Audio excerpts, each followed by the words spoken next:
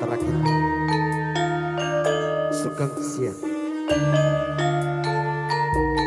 Panjenenganipun para langkah kakung Sumawana Putri ingkang tansah pemakai panghormatan.